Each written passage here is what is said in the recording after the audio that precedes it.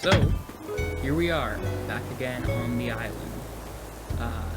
If you know Animal Crossing, then you know a new month means that new fish and bugs and sea creatures are available. And I've got most of the sea creatures, I've got most of the sea creatures for this month already. Shooting stars, nice. Except for the Spiny Lobster. And the Spiny Lobster is only found at night between 9 p.m. to 4 a.m. And in the last game, New Leaf, it gave me a lot of trouble, and I couldn't find it for the longest time.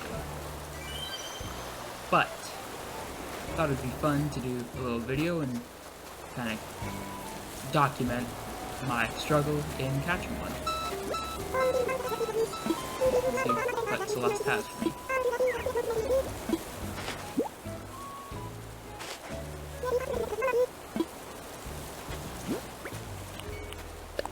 Weaver scale, nice.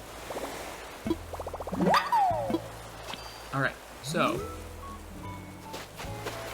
I think it's about time to put on my wetsuit and get after it.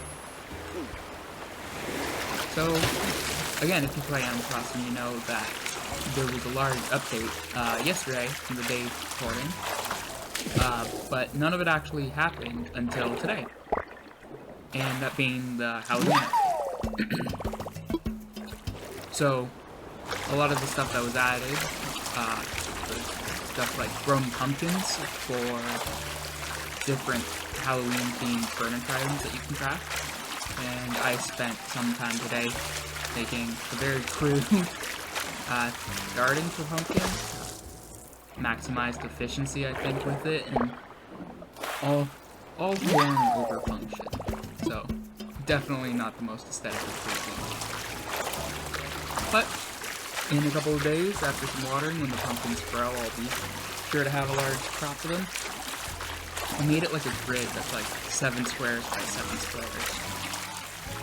So, it's like 49 different places to grow pumpkins, and if you water them enough, they grow up to 3 per pack. This is fast, whatever it is. Yeah, should have a lot of pumpkins in a couple days. Let's see what this guy is. Little umbrella octopus. Very ugly. Very ugly. Like, it'd be fine if it wasn't for the eyes. And another cephalopod. Back-to-back cephalopods. There was a video that was trending. I think it was from TikTok. Some guy had one of those grabbing arm things, and he went to the beach, and he seemingly grabbed this animal that was buried, and when he pulled it up, people were freaking out because it looked like an alien. All it was a cuttlefish.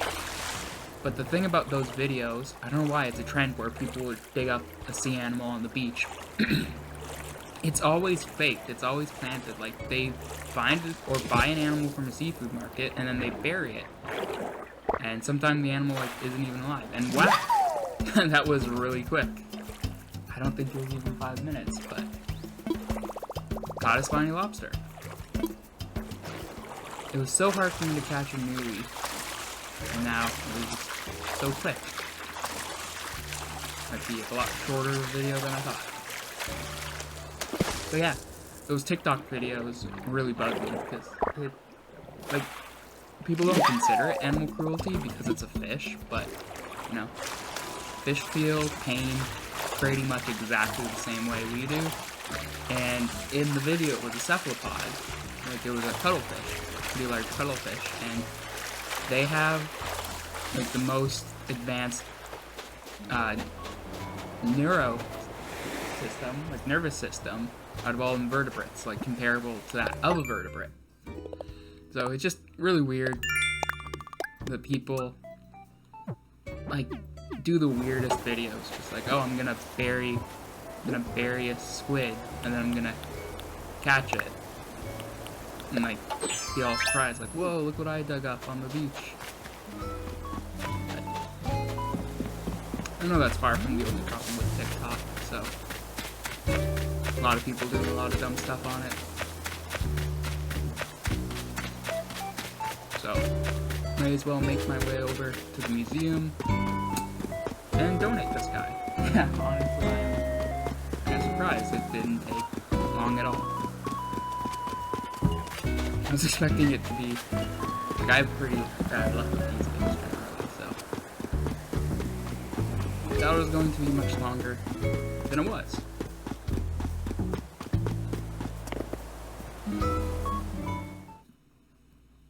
So let's go see, again, what Blathers has to say. Of course, it's night, so he's awake.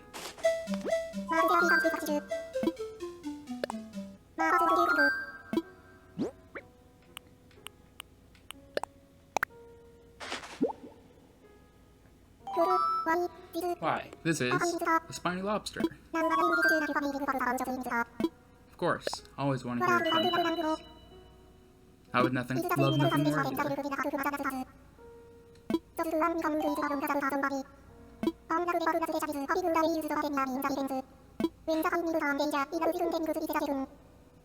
Oh, not what I was expecting. So it literally plays xylophone with itself by using its antennas against its exoskeleton.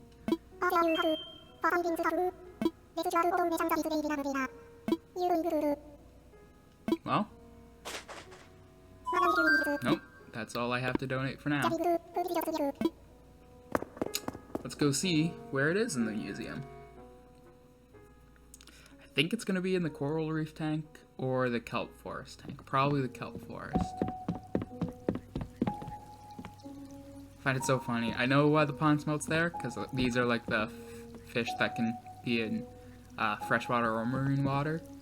Like the king salmon and the salmon. The pond smell just looks so out of his class there. Same with tilapia. Like all these fish, the rest of the fish in this tank are more temperate, and we just have a tropical tilapia. But then the trout, the salmons, the salmonids, I guess the proper term. Really wish they would have put more stuff in here, but it's probably my favorite tank. Some of my favorite fish in here, like the Plypterus along the bottom there, the saddle bichir, I guess I should call it, because that's what the game calls it. Of course, the king himself, the Arowana, or the Arapaima at the back. Arowana's in there too, but I prefer the Arapaima.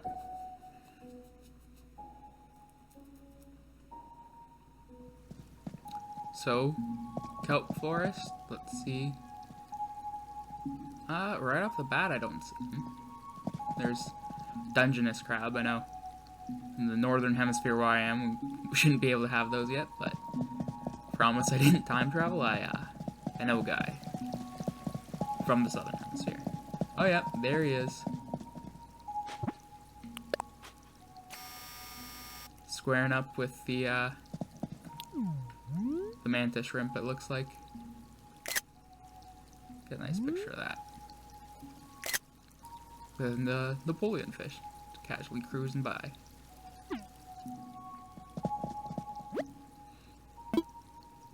I love the detail with these tanks. Like the garden eels. Like, see, now that they've been standing still, they're fine, but if I move by them, they panic. And they retreat. Like, just the little things, the little scientifically accurate details of this game.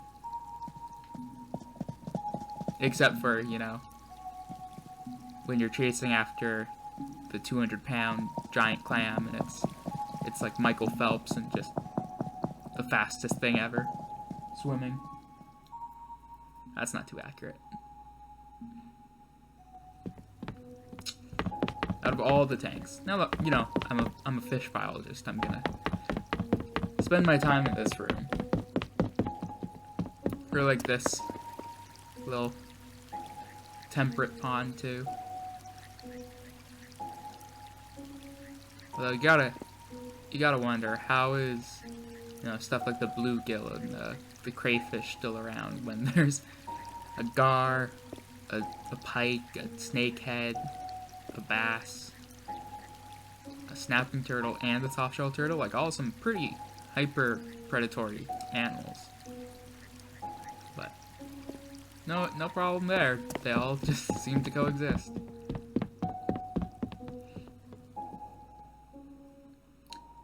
Then, yeah, over here is my favorite tank. Not the pelagic tank for the open ocean fish. No, that one's cool and all. It's not my favorite. You know me, I like deep sea fish. Just completely nothing like that. With, of course, my favorite of all time being the coelacanth. The barrel eye's cool too, but I think the coelacanth and the football fish had a bit of a collision. But yeah, the oarfish looks like he's having some trouble.